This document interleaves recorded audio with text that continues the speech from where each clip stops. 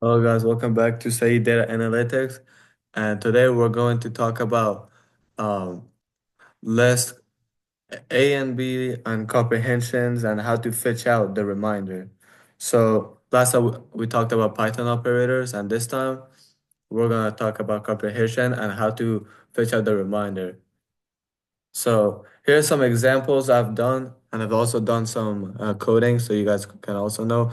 So we made two lists, list A and B. We can just put A and B. 12, 34, 45, 56, 67. That's list A. List B is 1, 2, 3, 4, 5. So reminder, C, model D for CD, and zip. Zip just means like using the two list into a map, AB. So now it will not mix it. It will just show it that one can we 1 times 12, can we do anything that will go into 12 perfectly? Yes, it's 12. So there's no reminder because nothing is out. Now, can we do 2 times 34? Yes, we can do 17.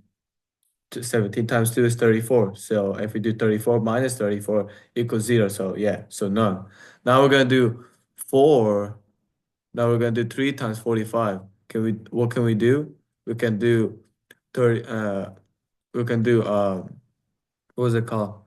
Uh, we can do like 30, 3 times 3 divided by 45. We can get something like, yeah, as we can do, we can use our phone. We can go to our calculator. We can do an easy way by doing 45 divided by 3. It will give us 15. So 15 times 3 is 45.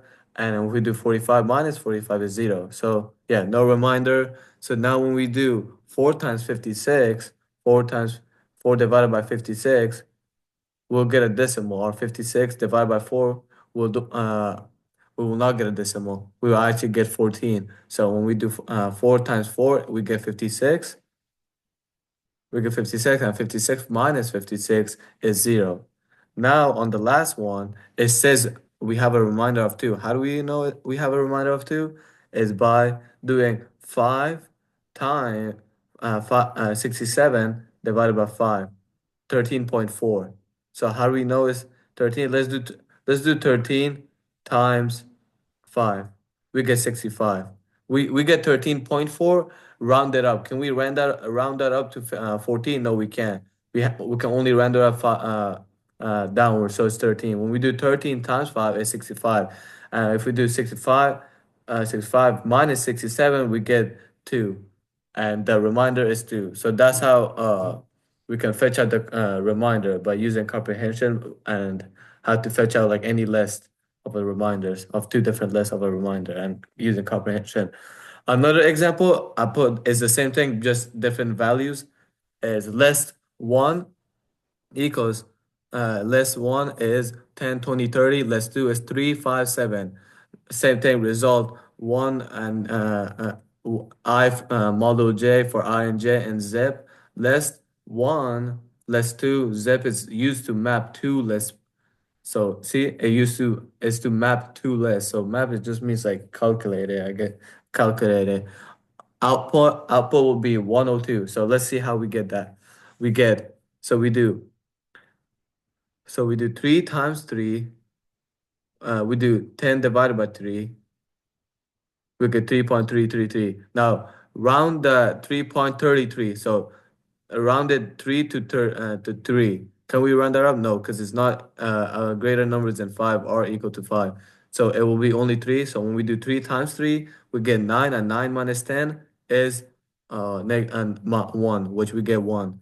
Now 5 times 20. Can we do 5 times 20? So 20 divided by 5, it gives us a whole number, which a whole number is no digits, no decimals, only just the number itself. Now we get 4. Now if we do 4 times 5 is 20, and 20 minus 20, 20 minus 20 is 0. We get 0.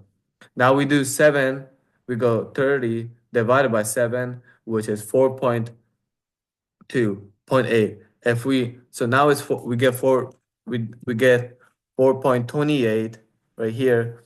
If we round this up, if you round this up here to 2, we will get 4.3. But now when we round up 3 to 4 here, so when we run 4.2 to 4.3 to 3, we will get we will get we will still get we will get only 4.0 because 3 is not bigger than 5, so we can't run that up. So now we get 4. Now when we get 4, we do 4 times 7, it's 28. Now we do 28 minus 30, we get 2, which the output is 2 right here. So yeah, another so zip and endbuild function in Python is used to combine two or more lists or tuples or element-wise. It creates an iterator that aggregates elements from each of the iterables. Essentially, it pairs up the elements with the same position from each iterable into tuples. Here's a quick example to illustrate how zip works. So, zip works by making two types of lists, two types of different lists, but having the same data type. So A is 1, 2, 3, B is 4, 5, 6. Now when we do zipped equals to zip, A and B, the output will be 1, 4, 2, 5, 3, 6. And how do we know? Is if one, so 1, 2, 3, 4, 5, 6, they both have the same exact values of index. So there's three values here, there's three values here. We can do 1 4 because 1 is equals to x, 4 is equals to x. When we do that together, it goes 1 4, and that's only one value. 1 4 is one value. Now 2 5 is y. Both of them are y. So 2 5, they both be at the same value. They'll be in the same value. So when we say second value, it will only show us 2 5. Now the same thing here is z. Now 3 equals to z, 6 equals to z. Now we add them, when we put them up, combine them, we get 3, 6.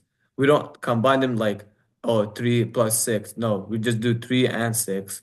Now, and the output will be 1, 4, 2, 5, 3, 6. Can you explain more? I want to explain something. If is it right?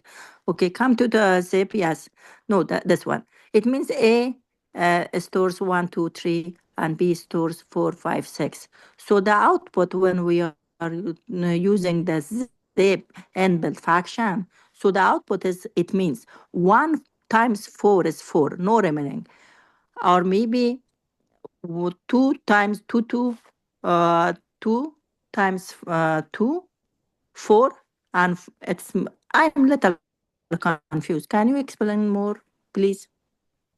So we have list A and list B. So list A is 1, 2, 3.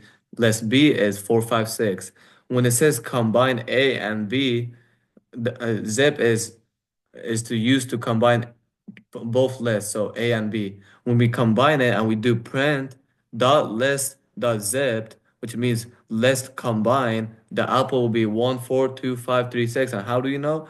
Is 1 and 4 come together are in the same position, 2 and 5 are in the same position, 3 and 6 are in the same position. We don't do we don't when we say combine A and Yes. when we Thank you. I understand now. Thank you so much. It means it zips two list and the value is yes. printing. Yes, one by one. Thank you so much. Yes. So it doesn't add, it just combines. So 1 and 4, it doesn't add to 5. 2 and 5, it doesn't add to 7. 3 and 6 doesn't add to 9. It just combines them together. It just puts them like between together. So now we're gonna talk about why we use zip and function. Because when we don't when we here when we these lists, it shows there. So when we do print list 1 and list 2, as I've done it here before, right here, I've done uh, print list 1 and list 2. It doesn't combine them together, which is an error because we want them to combine together. We want to make we want to combine 10 and 3, okay? 10 and 3 together. We want to combine 20 and 5 together. We want to combine 3 and 7 together. But over here, it doesn't do that because we forgot to put zip. And zip is very like important because because it can show like the map list. And because also list one and list two is a kind of list, they're not variables. We can do variables like 8 equals 12.